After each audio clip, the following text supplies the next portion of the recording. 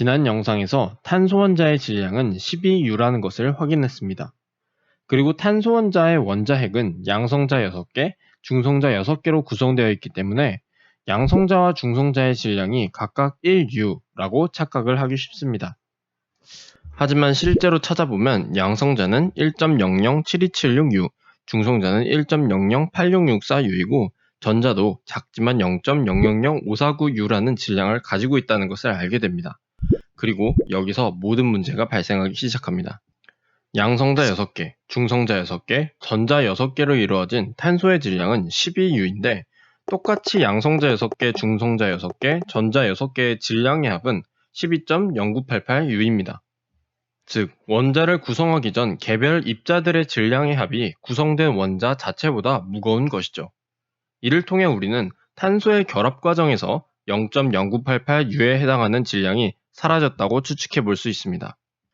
이러한 현상을 질량결손이라고 부릅니다. 우선 탄소의 결합 과정을 보면 구성 입자들이 헬륨 원자로 결합하고 이 헬륨 원자가 다시 탄소 원자로 결합합니다. 즉, 전체적으로 이러한 과정을 거치게 되지만 이번 영상에서는 질량결손 그 자체를 이해하는 것이 목적이기 때문에 중간 과정을 생략하고 전체 과정에서 발생한 총 질량결손이 0.0988U라고 생각하겠습니다. 그렇다면 이 0.0988U에 해당하는 질량은 대체 어디로 사라진 걸까요? 이 질문에 답하기 위해서는 아인슈타인의 유명한 공식 E는 mc 제곱에 대해 알아야 합니다. 이 공식에서 E는 줄 단위의 에너지, m은 킬로그램 단위의 질량, C는 3 곱하기 10의 8승 m/s라는 빛의 속도를 의미합니다. 공식의 유도 과정은 질량결손을 이해하는데 크게 중요하지 않다고 생각되어 생략하도록 하겠습니다. 이 공식의 핵심 내용은 질량은 에너지로 변환될 수 있고 반대로 에너지가 모이고 모여서 아주 빽빽하게 모인다면 질량을 가진 입자로 변환될 수도 있다는 것입니다. 즉, 탄소의 결합 과정에서 이 0.0988U에 해당하는 질량은 에너지로 변환되어 방출된다는 것입니다. 그럼 이때 방출된 에너지는 어느 정도의 크기를 가지고 있을까요? 이를 다시 정리해서 써보면 다음과 같이 쓸 수 있고 질량결손을 에너지로 변환하기 위해서 우리는 E는 mc제곱을 활용해야 합니다. 우선 가장 먼저 해야 하는 일은 식에서 질량을 의미하는 m의 단위가 킬로그램이기 때문에 0.0988U를 킬로그램 단위로 바꿔줘야 합니다. 1U는 1.660 곱하기 10의 마이너스 27승 킬로그램이기 때문에 이를 변환하면 1.6401 곱하기 10의 마이너스 28승 킬로그램이라는 값이 나오게 됩니다. 그리고 그 다음 빛의 속도인 3 곱하기 10의 8승의 제곱을 곱하면 1.4761 곱하기 10의 마이너스 11승 줄이 나오게 되고 이를 좀 더 작은 에너지 단위인 메가 일렉트론 볼트로 변환하면 92.136 메가 일렉트론 볼트라는 에너지의 양을 구할 수 있습니다. 여기서 일렉트론 볼트란 에너지의 단위로서 전자 1개가 1V의 전위를 가지고 있을 때의 에너지를 의미합니다. 전자 1개가 가지고 있는 전하량은 1.602 곱하기 10의 마이너스 19승 쿨롱이기 때문에 1 일렉트론 볼트는 1.602 곱하기 10의 마이너스 19승 줄을 의미합니다.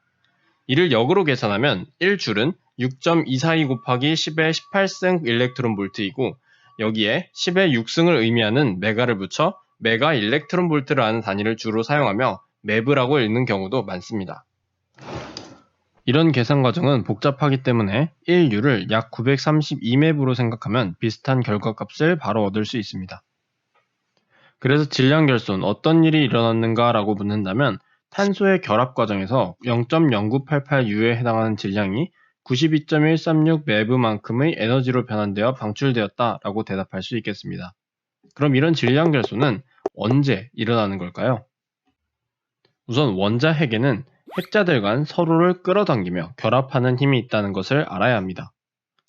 이 힘을 핵력이라고 부르며 각기 다른 원소들은 각기 다른 핵력을 가지고 있습니다. 이렇게 핵력이 큰 원소일수록 더 안정한 원자라고 이야기합니다. 그리고 질량결손은 원자가 더 안정한 다른 원자, 즉 핵력이 더 큰 원자로 변하는 과정에서 발생합니다. 그래서 어떤 원자의 핵력이 강한지 알 수 있다면 우리는 어떤 경우에 질량결손이 발생하는지도 알 수 있습니다. 이를 위해 결합에너지라는 개념이 등장합니다. 결합에너지는 원자를 구성입자들로 분해하기 위해 필요한 에너지로 정의됩니다. 이 분해된 상태를 생각해보면 이는 입자들이 탄소 원자로 결합하기 전의 상태와 같은 상태이므로 같은 질량을 가져야 한다는 것을 알 수 있고, 그렇기 때문에 탄소 원자를 분해하기 위해 필요한 에너지는 질량 결손으로 발생한 에너지와 동일하다는 것을 알 수 있습니다.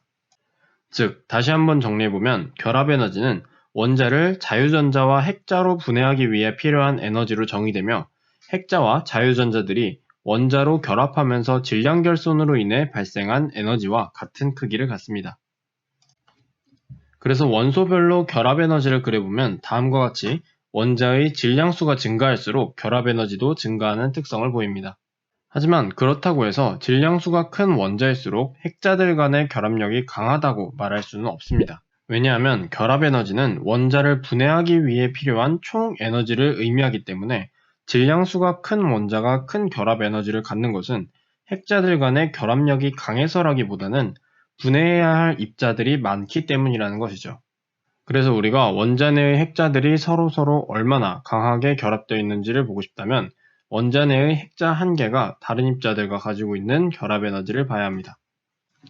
즉, 이렇게 핵자 하나당 결합 에너지를 측정해야 그 원자가 얼마나 강하게 결합되어 있는지를 볼 수 있는 공정한 경쟁이 될 수 있다는 것입니다.